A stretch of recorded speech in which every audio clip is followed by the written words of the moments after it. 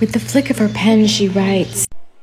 Well, hello, friends. Hello. Welcome, and come on in. I told you we would be back again with another live book circle reading. And today I am at Tessa Locke's one and only repurposed shop, Scotland Over the Rainbow, for a little live book circle. We'll take a look at some of the things in the shop that have been made just for the holidays, and we will have some little specials coming from the shop as well for this upcoming weekend, and since this is being recorded at the holiday time, some holiday specials, and Joanne here at Scotland Over the Rainbow says she has got some very fun, repurposed, those like holiday sweaters where you're like, oh my gosh, should I wear this during the holidays or not? So Scotland Over the Rainbow. And if you're in Tessa Locke right now and you're listening to us on WBAT 44 AM, then come on in for a few minutes. Pick up a cookie. We've got the little cafe in the background. You can grab a little Christmas cookie, a little warm, hot apple cider, and just sit with us for a minute. I am available to do book signings as well after we do this reading of the next chapters of Flying Potion. So if you want to bring your copy of any of our books, I'd be happy to sign those for you. All right, so we are here today to continue with our story, Flying Potion. And when we last left off, we had beached whales and all sorts of other things happening. And that in Rockaway Point has been taken care of. The beached whale that was out in Seafarers Cove was safely re-entered back into the surf, into the waters, and is off swimming happily with its mate right now. So let me grab my own little hot apple cider. Take a little sip. And if you want, you can grab a handmade blanket that Joanne has got up here and just sit down in the circle, wrap yourself in a little blanket.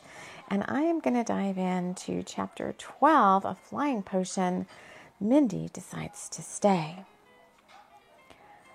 Dakar moved out of the way as a huge truck went by. It was the wench truck off to help move the beached whale back into the water.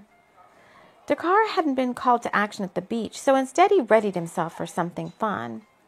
This whole time he'd been working and now dealing with this witch who'd had eyes on him. He'd placed a banishing spell around her and the energy was starting to dissipate. She hopefully was gone, or at the most would just forget about him and move on with her life. Dakar had missed his fishing trip with Clark because of all the happenings, but today was a new day. He was going to take Abigail to Loveland Park. Loveland Park was Rockaway Point's little slice of theme park fun, albeit smaller and not as dense as, say, something like Orlando, Florida, with its vast and sumptuous, sprawling theme parks. Loveland had a more small-town feel, but it was still a great place to get away from it all. Abigail was ready as she waved goodbye to Rainicourt, who, for all intents and purposes, would be shadowing her as she went on this outing anyway. What else was a familiar to do but watch over its person? Loveland Park was having its annual tree trimming ceremony at the main park area. A meet and greet for the Christmas elves, a toffee pulling contest at the Candy Shack, a special themed dinner at the restaurant Love Knot, and a photo op with Santa later that afternoon.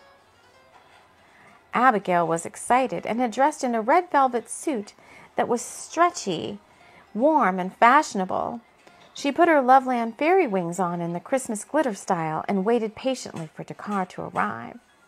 She'd been looking forward to this event all season, as she'd been going to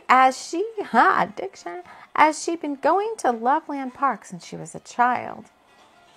Mindy Smatherton was also getting ready to go to Loveland Park. She spritzed herself with some Christmas cookie cologne and looked at herself in the mirror of her newly rented bungalow just down the street from the Chai House in that trendy upscale area of town that Benjamin Black was trying to repurpose.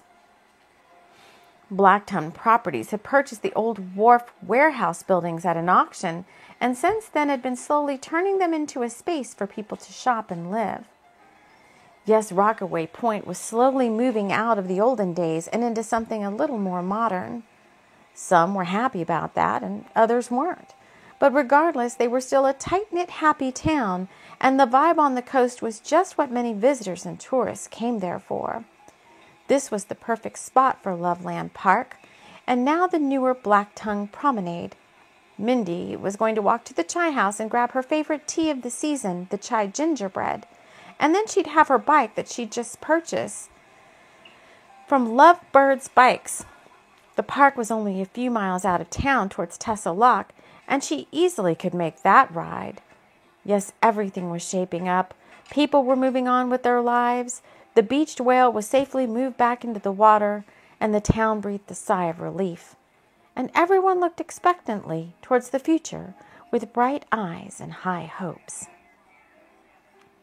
Now, I did want to break in here, folks, for just a tiny moment and share that we have some new designs up at the TLC for the Soul Spectre and Book at our Redbubble store and our merch. A few chapters back in the book, we had Abigail wishing that there had been more Spectre and Book Coven and book club members. And she realized, that they just didn't have enough people to make a really good book club. They needed more witches. They needed more coven members. They needed more book members. And so with that, I've created a little bit of merch that you can take a look at your leisure. I brought a little bit of it in to share with everybody here. I've got some of the mugs, the pillows, the pins, and the t-shirts, and there's a sweatshirt as well. But this is the place where you can too decide, if you want to pick one of these up, that you are an honorary member of the Bringers of the Light Spectre and Book Club. Now, this particular design is a cute little ghost reading a book that has a tiny little pentagram on the cover. I've hand-drawn a circle, a special little circle around the whole thing with a little magic wand that's part of the design. And we also have our Bringers of the Light sigil, which is a protective talisman and a homage to the fact that you too are a bringer of the light. You light warriors, spiritual workers, light workers, healers, empaths, coven members, witches, warlocks, dragon parents, whatever you want as fairies. This is part of our Bringers of the Light sigil wear. So take a look, and today, if you want to pick one of these up, I know we're having a special sale for the holiday weekend and the upcoming holidays in our Redbubble shop.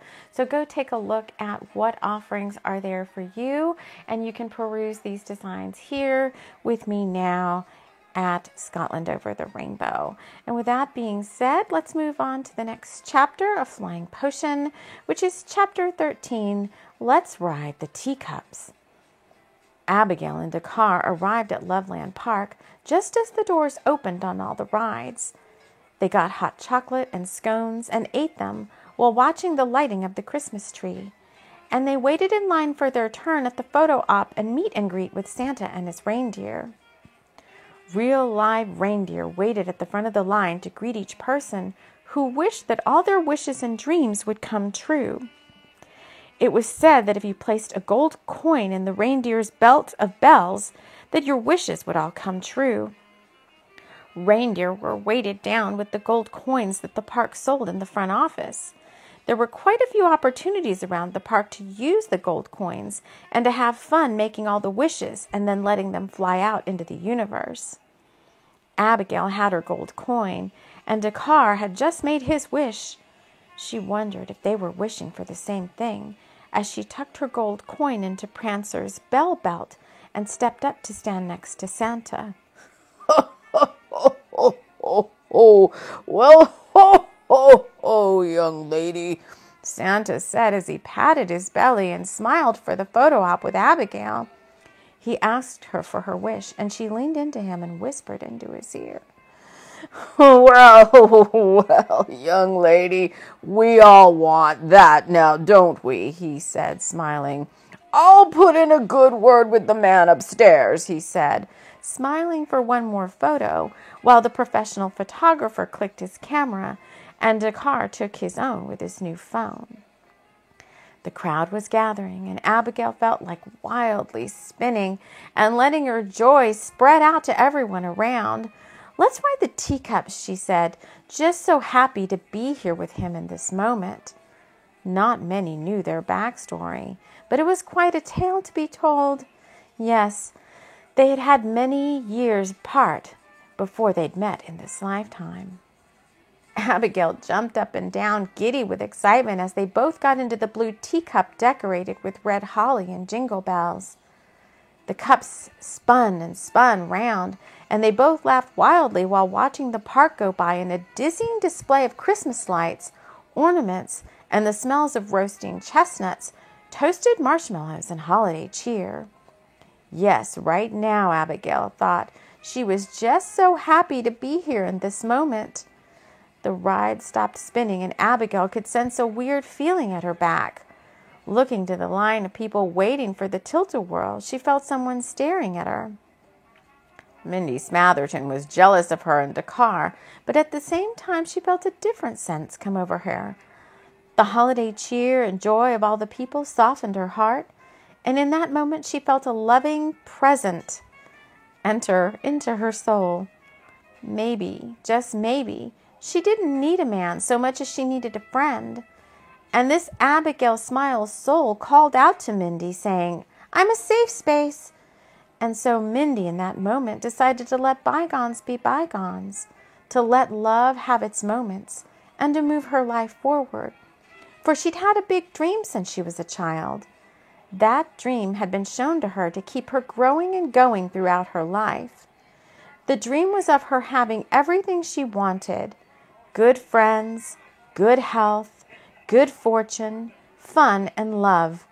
And so Mindy decided that rather than fight this dream, she would embrace it. No more silly spells to part lovers, make people fear her, or even to downplay her own wants and desires. She would embrace all the wishes she really wanted and go for them. And the first was to have a new friend. And that perky Abigail Smile, whose love aura always reached out to everyone regardless, might be the way to start. Yes, she would call on Abigail Smile and see what happened. And for right now, she tucked her gold coin into Rudolph's bell belt, thus securing her wishes as she waited to be tossed about by the tilt-a-whirl and the Mad Hatter's Bouncy Whirl Castle. This was the new beginning of all their lives, and they truly didn't see how so soon everything would upgrade for each one of them.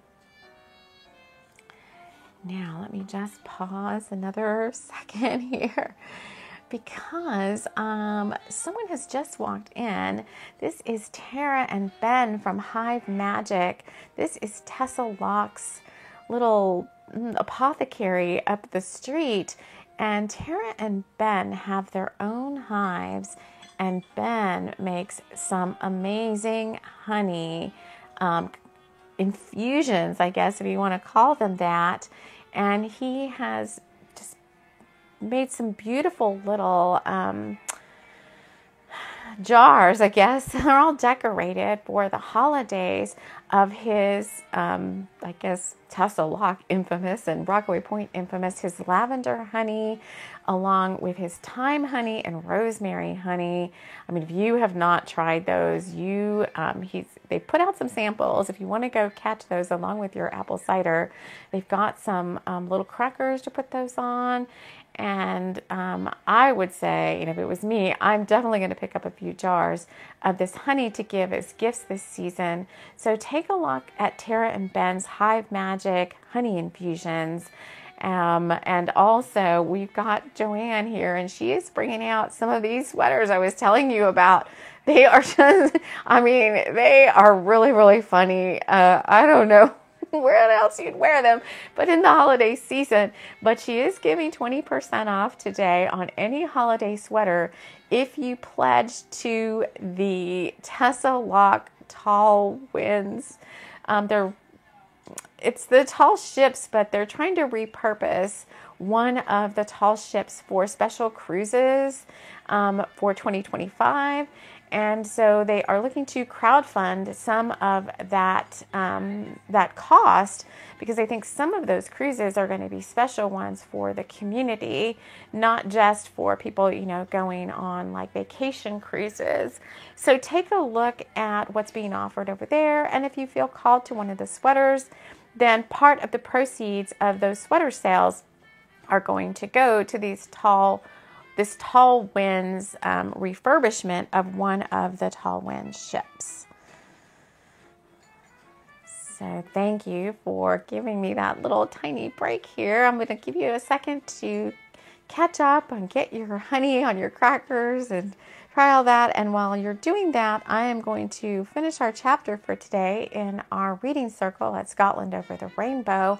If you've been listening on WBAT 44 AM or elsewhere out in the ethers on our podcast or on our YouTube channel, then this is chapter 14 of Flying Potion. Let's be friends. Mindy decided to approach Abigail and Dakar as they exited the teacup ride. She put on her best friendly smile and decided she would just act as if nothing had happened between her and Dakar. Maybe he wouldn't even remember the botched spell and the hairy touching of his bottom at old Brick's bungalow. Mindy put her fears aside and walked up to the couple. "Hello, my name's Mindy, and I'm new in town. I'm told," she said, addressing Abigail politely, "that you're looking for new members in your book club." Abigail, who was always ready to make new friends, looked at Mindy's aura in her mind's eye. She looked very clear, with the exception of some jealousy energy that appeared to have something to do with Dakar. Well, Abigail thought to herself, people were always jealous of Dakar for one reason or another. He was handsome, rich, charming, and a host of other things, too many to make note of right now. So Abigail set that aside and asked Mindy if she would like to meet her for tea in a few days at the Chai House. There would be a Spectre and Book Coven meeting, and Abigail thought they could possibly use someone fun like Mindy. Now, Mindy hadn't displayed anything fun about herself in the moment, but Abigail felt that given the right environment, Mindy Smatherton would come alive. And so just like that, the two women had become connected. Now, Dakar looked on at this interaction with some interest. He knew Mindy had had it out for him, but somehow he just didn't seem to care anymore. If she was as funny as her spellbook Flying Potion, then maybe they would all just get along. He let bygones be I can't even talk. He let bygones be bygones. Dakar's energy is coming over me again. Whew. We swoon when Dakar comes around. He let bygones be bygones and shook her hand as a twinkle in her eyes settled on someone looking on from the teacup ride's waiting line. A young warlock was looking right into her soul. "Who's that over there?" Mindy asked Abigail, who turned to look behind her. Oh, wow, Abigail thought, as she felt a beeline of interest go from one Benjamin Black straight into Mindy's heart. What's he doing here? Abigail thought out loud. But where karma, divine timing, justice, and divine intervention were concerned, Benjamin Black and Mindy Smatherton were simply both in the right place at the right time. All right, you guys, that is what we have for you today. I hope you're enjoying this little book reading circle at Scotland Over the Rainbow. I will be available now to sign any book copies you'd like, or if there's anything else you'd like to take a look at or ask me about. There's plenty of other merch too in the TLC for the Soul Redbubble shop. And if you liked the Spectre and Book design, and you want to take advantage of that, purchase today, I would be happy to sign any shirts or merch as well. So again, the honey is here, the honey infusions, all the stuff for holiday shopping is here at Scotland Over the Rainbow today. And Joanne has many more exciting and fun repurposed items in addition to these interesting holiday sweaters that I'm about to go take a look at myself and see if there's one in there that might be calling out to me. We are going to have a fun afternoon here at Scotland Over the Rainbow. There's still time for you to stop by. And until we see you again, for those of you listening out there in the astrals, have a beautiful, wonderful now moment. We will talk to you all again soon. Take care. This episode was brought to you by Giuseppe Vertucci's Pasta in Your Face food truck. Pasta for the modern human. You can join this fun pasta movement and come visit Giuseppe's food truck at Tessa Locke's Farmers Market on Mondays and Fridays, and in Rockaway Point, right outside the Rockaway Point Lighthouse on Thursdays and Saturday afternoons. Thank you so much for joining us. Take care.